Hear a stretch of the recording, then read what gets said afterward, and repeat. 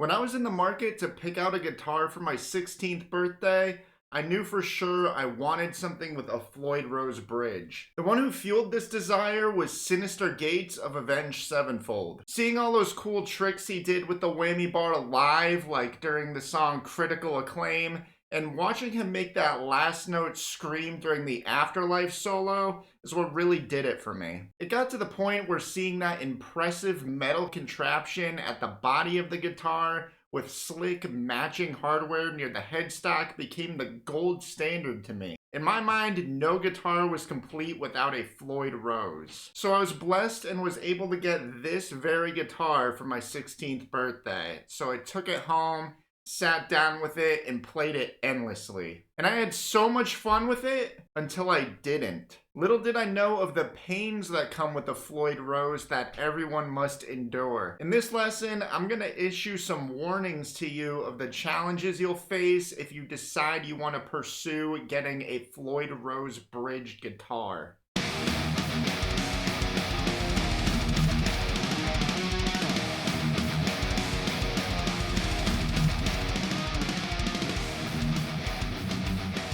Thanks so much for joining me today. If you're new to me, my name is Zach, and I'm here to help guitarists get unstuck with their guitar playing. Before we jump in today, I just want to give you a little something extra, just as my way of saying thanks for watching, and it's my Elite Tones cheat sheet. And what that does is it gives you my best tips on how to dial in amp sounds to your liking. It also gives you direct links to some of my favorite free digital amp sim plugins, which means some extra tone options for you right there, right away. It even shows you how to make any digital amp simulator sound like a physical, authentic amplifier. Again, it's completely free, so just pause this video real quick, click the link in the description, or go to zachshawguitar.com and download this awesome free resource. Then come on back to this lesson and we'll cover exactly what you need to know about the Floyd Rose bridge. So this contraption right here, this is your Floyd Rose bridge, and it's a floating bridge, which means you can press the bar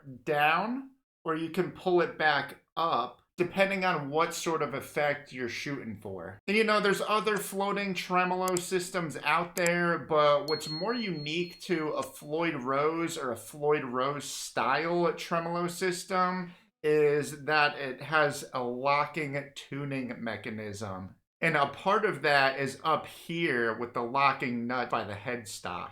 This is really helpful, especially compared to other tremolo systems, because when you use other systems, it's not uncommon that they'll go out of tune when you use the whammy bar, especially if you like to really do some big dive bombs and things like that. And so you're going to need an appropriate sized Allen wrench in order to adjust these locking nuts here. And overall, this whole guitar is basically centered around the tremolo system itself, because it needs to operate in a way that keeps this bridge balanced. You don't want it resting untouched in a way where the bar is dipping down like that, or the other way where, you know, there's not enough tension and the bridge is kind of leaning back like that. And so what also helps keep this tension is that there are springs in the back of your guitar to help maintain the appropriate tension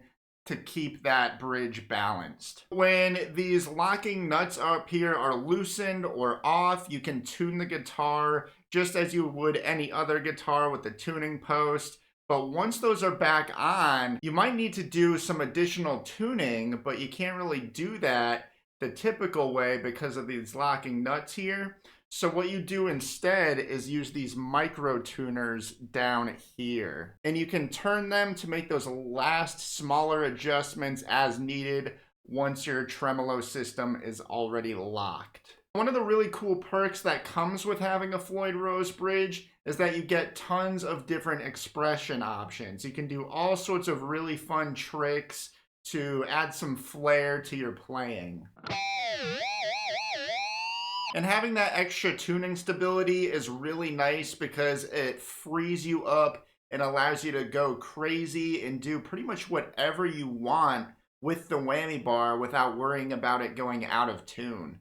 And what I really like about having a Floyd Rose is that to me, it also serves as a creative tool. So it makes me come up with ideas for solos and even riffs that I wouldn't otherwise have thought of if I didn't have a guitar with this setup.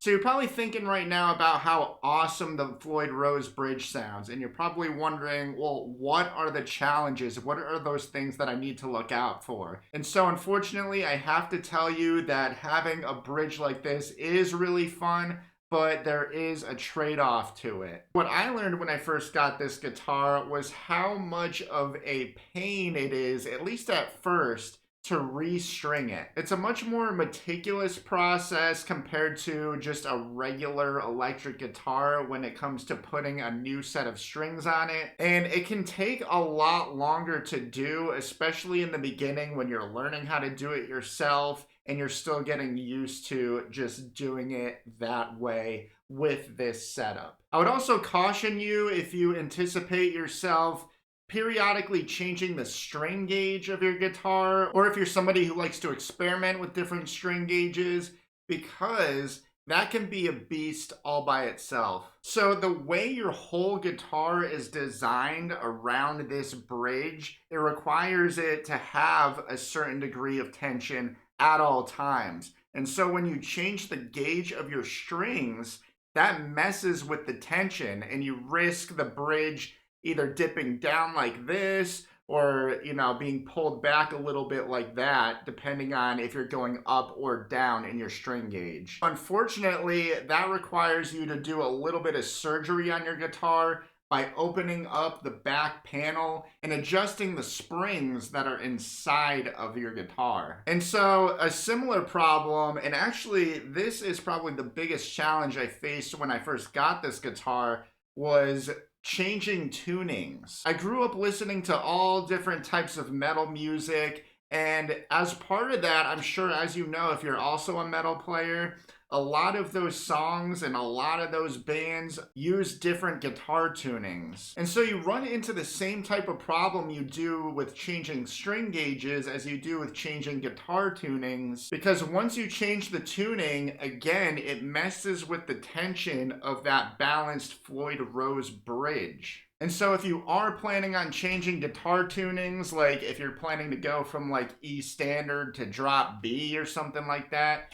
you are going to have to do that little operation on your guitar by opening up that back part and adjusting the spring tension with a little screwdriver. And hope that you do it right so that your bridge is balanced by the time you go to play your guitar. So now that you're aware of some of the challenges that come with the Floyd Rose bridge, you won't be in for such rude awakenings if you still decide that you want one. To me, despite the laborious maintenance that goes with it, the Floyd Rose is the greatest bridge out there. I still have a ton of fun using it because it adds a whole lot of expression options and it lets me do all sorts of really cool and exciting tricks. And to me, the greatest aspect of this bridge is that it serves as a creative tool. So it lets me come up with some really fun ideas that I otherwise probably wouldn't have come up with had I not had a guitar with this setup. So how do you know if the Floyd Rose is right for you?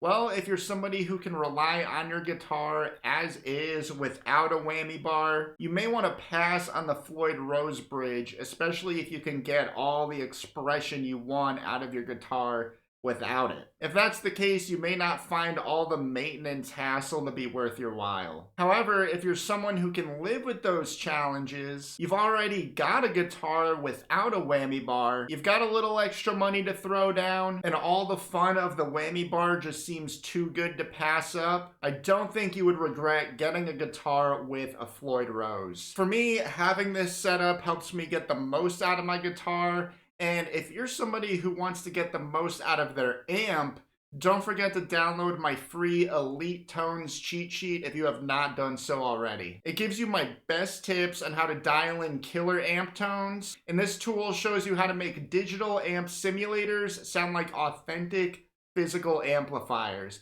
It even includes direct links to some of my favorite free amp sim plugins. So just click the link in the description or go to zachshawguitar.com and download this awesome free resource. Thanks so much for watching. I'm Zach with Zach Shaw Guitar. God bless, and I will see you in the next one.